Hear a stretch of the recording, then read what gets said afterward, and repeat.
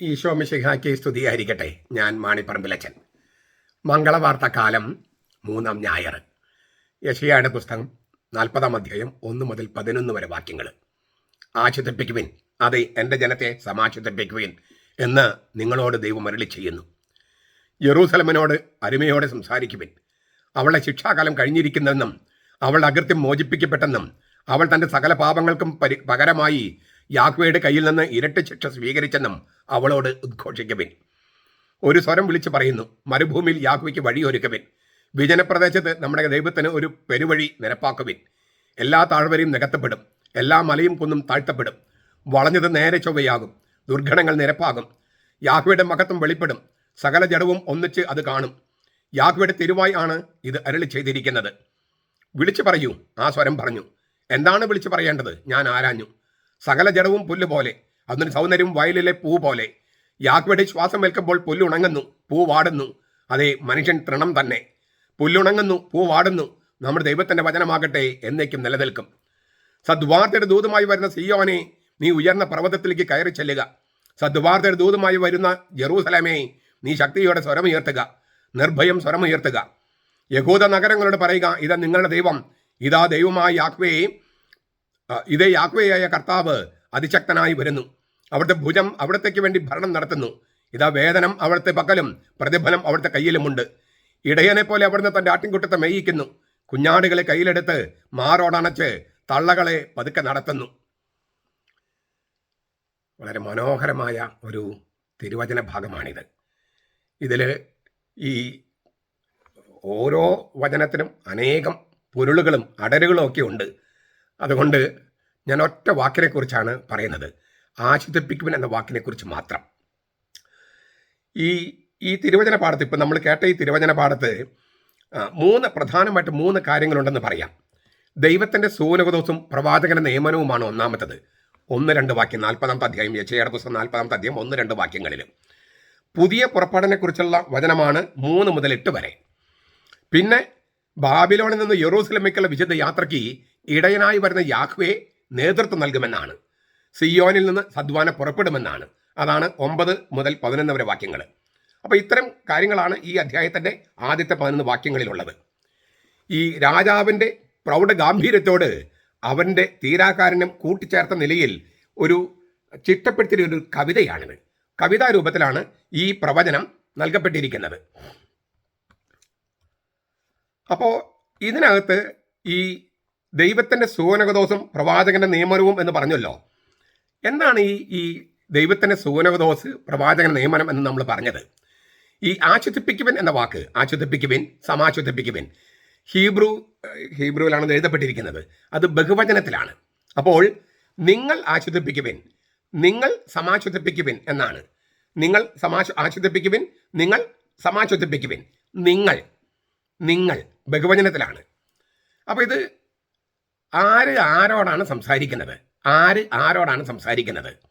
3 തരത്തിൽ ഗ്രഹിക്കാമെന്നാണ് വേദശാസ്ത്രികളുടെ അഭിപ്രായം. ഒന്ന്, സ്വർഗത്തിലൊരു സമിതിയുണ്ട്. അങ്ങനെ പഴയ നിയമത്തിൽ പലയിടത്തും സൂചനയുണ്ട്. ഒരു സൂനകദോസ് അല്ലേ, സ്വർഗത്തിലൊരു സൂനകദോസ്. ഉൽപ്പത്തി 1:26 ദൈവം പറയുന്നുണ്ട്, നമുക്ക് നമ്മുടെ ഛായയിലും സാദൃശ്യത്തിലും സൃഷ്ടിക്കാം. നമുക്ക് നമ്മുടെ ഛായ, നമുക്ക് എന്നാണ് ദൈവം പറയണേ, നമുക്ക് നമ്മുടെ ഛായയിൽ. അപ്പോൾ ആ സൂനകദോസനുണ്ട്. സ്വർഗത്തിലെ സൂനകദോസനോടാണ് ഈ ചർച്ച നടത്തുന്നത് എന്നാണ് നമ്മൾ ഒന്നാമതായിട്ട് മനസ്സിലാക്കുന്നത്. സങ്കീർത്തനം 6:82-1 അവിടെയൊക്കെ ഈ സൂചനയുണ്ട്. ഇതിനെയാണ് ഈ ഡിവൈൻ കൗൺസിൽ, ദൈവിക സൂനകദോസ്, ദൈവിക സമിതി എന്നൊക്കെ വിളിക്കുന്നത്. ആ ഭരണസമിതിയെ അഭിസംബോധന ചെയ്താണ് ദൈവം ഇവിടെ സംസാരിക്കുന്നത്. നിങ്ങൾ ആശ്വസിപ്പിക്കുവിൻ, ഈ ദൈവിക സൂനകദോസെന്ന് പറയാണ്, നിങ്ങൾ ആശ്വസിപ്പിക്കുവിൻ, നിങ്ങൾ സമാശ്വസിപ്പിക്കുവിൻ. അങ്ങനെ അതിലെ അംഗങ്ങൾ, ഈ സമിതിയിലെ അംഗങ്ങൾ ദൈവം പറയുന്നത് കേൾക്കുകയും ദൈവത്തിൻ്റെ തീരുമാനങ്ങൾക്ക് അംഗീകാരം കൊടുക്കുകയും ചെയ്യാണ്. ചിലപ്പോൾ മാലാഖമാരെയും ഇതിലേക്ക് ക്ഷണിച്ചിരുന്നു, ഈ സൂനകദോസിലേക്ക് ക്ഷണിച്ചിരുന്നു. അതിനാൽ മാലാഖമാരുടെ സമിതിയായിട്ടും ഇത് അറിയപ്പെട്ടിരുന്നു. ഇയ്യോബിൻ്റെ പുസ്തകം 1-2 അധ്യായങ്ങളിൽ അങ്ങനെ കാണാം, മാലാഖമാരും ആ സമിതിയിൽ പങ്കെടുക്കാനായിട്ട് ചെല്ലുന്നത്. ഇതാണ് ഒന്നാമത്തെ ഒരു വ്യാഖ്യാനം. ദൈവത്തിൻ്റെ കൗൺസിൽ, ഡിവൈൻ കൗൺസിൽ അല്ലെങ്കിൽ ഡിവൈൻ സിനഡ്, ദൈവത്തിൻ്റെ സൂനകദോസ്, അതിനെ മാലാഖമാരുടെ സമിതി എന്നും വിളിക്കുന്നു. ഇതാണ് ഒന്നാമത്തെ വ്യാഖ്യാനം. രണ്ടാമത്തെ വ്യാഖ്യാനം, ഇത് പ്രവാചക സംഘങ്ങളോടാണ് സംസാരിക്കുന്നത്. ദൈവത്തിൻ്റെ സുഗുണദോസിൽ നിൽക്കുന്നവരാണ് പ്രവാചകന്മാർ എന്നാണ് ആമോസിൻ്റെ പുസ്തകം 3-ാമത്തെ അധ്യായം 7-ാമത്തെ വാക്യത്തിൽ പറയണേ. യെരമിയയുടെ പുസ്തകത്തിനകത്ത് ഇത് ആവർത്തിക്കുന്നുണ്ട്. ഈ ദൈവത്തിൻ്റെ സുഗുണദോസിൽ നിൽക്കുന്നവരാണ് പ്രവാചകന്മാർ, അല്ലേ? Who has stood in the council of God അതാണ് ആമോസ് ചോദിക്കണേ. ദൈവത്തിൻ്റെ സുഗുണദോസിൽ നിന്നവൻ ആര്? അവനാണ് പ്രവാചകൻ. അപ്പം ദൈവം പറയുന്നത് കേൾക്കുന്നവനാണ് പ്രവാചകൻ. അവരെ ഉൾക്കൊള്ളാൻ ഈ പ്രവാചകന്മാരെ മുഴുവൻ കല്ലെറിഞ്ഞ് കൊല്ലാനുണ്ടായ കാരണം ദൈവം എന്താണ് ചെയ്യാൻ പോകുന്നതെന്നും ദൈവം എന്താണ് ചെയ്യുന്നതെന്നൊക്കെ അവൻ്റെ സുഗുണദോസിൽ നിന്ന് കേട്ടവനാണ് ഈ പ്രവാചകൻ. ആ പ്രവാചകൻ അറിയാം ഇപ്പം കാണുന്നതല്ല നടക്കാൻ പോകുന്നത്, വേറെന്തൊക്കെയാണ് നടക്കാൻ പോകുന്നത്. ഇപ്പം യെശയ്യാ ഇത് പറഞ്ഞിട്ട് സംഭവിക്കുന്നത് പിന്നെയും വർഷങ്ങൾക്ക് ശേഷമാണ്. കന്യക ഗർഭം ധരിച്ച് പുത്രനെ പ്രസവിക്കുമെന്ന് യെശയ്യാ പറഞ്ഞത് BC 733 അത് സംഭവിച്ചതോ BC 3 കണ്ടോ? 730 വർഷം കഴിഞ്ഞിട്ടാണ് സംഭവിച്ചേ.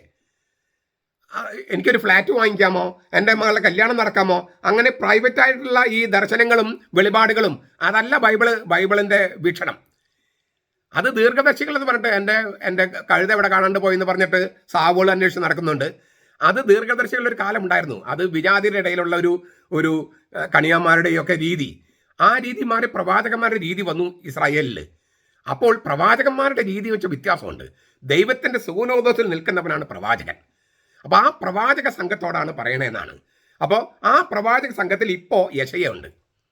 അതുകൊണ്ടാണ് വിളിച്ചു പറയുമ്പോൾ എന്താണ് വിളിച്ചു പറയേണ്ടത് യെശയ്യാ ചോദിക്കുന്നത്. ആ പ്രവാചക സംഘത്തിൽ യെശയ്യാ ഉള്ളത് കൊണ്ടാണ്. ദൈവത്തിൻ്റെ സുഗുണോദോസിൽ നിൽക്കുന്നവരാണ് പ്രവാചകന്മാർ. അവർക്കറിയാം ദൈവം എന്താണ് ചെയ്യാൻ പോകുന്നത്. ഇത് സാധാരണക്കാർക്ക് ഉൾക്കൊള്ളാൻ പ്രയാസമായതുകൊണ്ടാണ് ദൈവം ചെയ്യാൻ പോകുന്ന ഇന്നതാണെന്ന് പറയുമ്പോൾ സാധാരണക്കാർ പ്രവാചകന്മാരെ കല്ലെറിഞ്ഞ് കൊല്ലുന്നേ. പക്ഷെ പ്രവാചകനെ മാറ്റി പറയാൻ പറ്റില്ല. കാരണം ദൈവം പറഞ്ഞതും ദൈവം ചെയ്യുന്നതും ഒക്കെ അവൻ കണ്ടു കഴിഞ്ഞു. സ്വർഗത്തിൽ സുഗുണോദോസിൽ കണ്ടു കഴിഞ്ഞു. പിന്നെ അങ്ങനെ അവൻ മാറ്റി പറയാൻ പറ്റും? അവനെ കൊന്നാലും മാറ്റി പറയാൻ പറ്റില്ല. അങ്ങനെ നിൽക്കാത്തവരാണ് ഈ കള്ളപ്രവാചകന്മാർ. ദൈവത്തിൻ്റെ സുഗുണോദോസിൽ നിൽക്കാത്തവരാണ് കള്ളപ്രവാചകന്മാർ.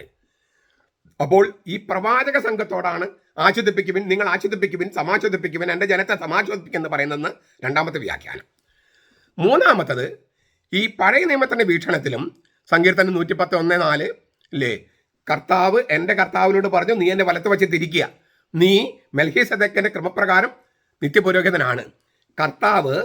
ദൈവമായ കർത്താവ് എൻ്റെ കർത്താവ് പുത്രൻ തമ്പുരാനോട് പറഞ്ഞു. അങ്ങനെ അർത്ഥമുണ്ട് അതിന്. അങ്ങനെ കർത്താവ് വ്യാഖ്യാനിച്ചിട്ടുണ്ട്. ദാവീദിന്റെ പുത്രനാകുന്ന എങ്ങനെയാണ്? അവനെ കർത്താവ് എന്ന് വിളിക്കുന്നുണ്ടല്ലോ എന്നൊക്കെ കർത്താവ് ചോദിക്കുന്നുണ്ടല്ലോ. മത്തായിയുടെ സുവിശേഷം 22-ാം അധ്യായം 42 മുതൽ 46 വരെ വാക്യങ്ങൾ. അപ്പോൾ പഴയ നിയമത്തിൻ്റെ വെളിച്ചത്തിലും സങ്കീർത്തനം 110:1-4 വരെ, പുതിയ നിയമത്തിൻ്റെ വെളിച്ചത്തിൽ പിതാവിൻ്റെയും പുത്രൻ്റെയും പരിശുദ്ധാത്മാവിൻ്റെയും നാമത്തിലേക്ക് സ്നാനപ്പെടുത്തുവിൻ.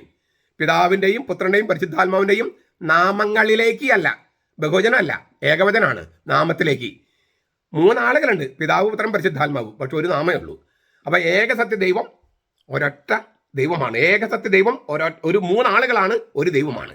ഏകസത്യ ദൈവം ഒരു ദൈവമാണ്, പക്ഷെ 3 ആളുകളാണ്.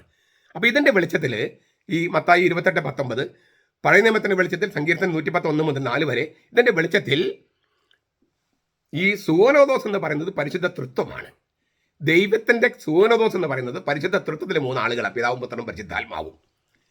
അപ്പോൾ ഈ പരിശുദ്ധ തൃത്വത്തിനുള്ളിലാണ് ഈ സംഭാഷണം നടക്കുന്നത്. പിതാവ് പുത്രനോടും പരിശുദ്ധാത്മാവിനോടും പറയുകയാണ്, എൻ്റെ ജനത്തെ ആശ്വസിപ്പിക്കുവിൻ, നിങ്ങൾ എൻ്റെ ജനത്തെ സമാശ്വസിപ്പിക്കുവിൻ.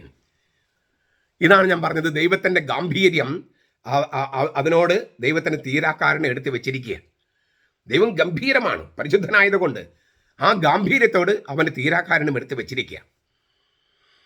പ്രവാസത്തിലെ ഏതാനും ദശകങ്ങൾ ജീവിച്ചു കഴിഞ്ഞ ആ തൻ്റെ ജനത്തെ ദൈവം ആശ്വസിപ്പിക്കുകയാണ്. ഇതേക്കുറിച്ച് മോശ പറഞ്ഞിട്ടുണ്ട്. ദൈവം തൻ്റെ ജനത്തെ നാണം കെടുത്തുകയും ത്രാണിയില്ലാത്തവരേക്ക് മാറ്റുകയും ചെയ്തതിന് ശേഷം അവരുടെ മേൽ കരുണ കാണിക്കുമെന്നാണ് നിയമാവർത്തന പുസ്തകം 32-36 മോശ പറഞ്ഞത്. ദൈവം തൻ്റെ ജനത്തെ നാണം കെടുത്തുകയും ത്രാണിയില്ലാത്തവരേക്ക് മാറ്റുകയും ചെയ്തതിന് ശേഷം അവരുടെ മേൽ കരുണ കാണിക്കും. ദൈവസന്നിധിയിൽ ആരും അഹങ്കരിക്കാതിരിക്കാൻ വേണ്ടിയാണിത്. കത്തോലിക്ക സഭയുടെ മതബോധനം 754. ഈ മംഗളവാർത്ത കാലത്തിൽ നമുക്കിത് നന്നായിട്ട് മനസ്സിലാക്കും. പ്രത്യേകിച്ചും സീറോ മലബാർ സഭയിൽ നമ്മളെ നാണം കെടുത്തി കഴിഞ്ഞു ഇല്ലേ? എറണാകുളത്തെ വിമത വൈദികരും ആത്മായ മുന്നേറ്റക്കാരും കൂടി നമ്മളെ നാണം കെടുത്തി നമ്മുടെ മെത്രാന്മാരെ ത്രാണിയില്ലാത്തവരാക്കി മാറ്റി. ഇനി ദൈവം കരുണ കാണിക്കും.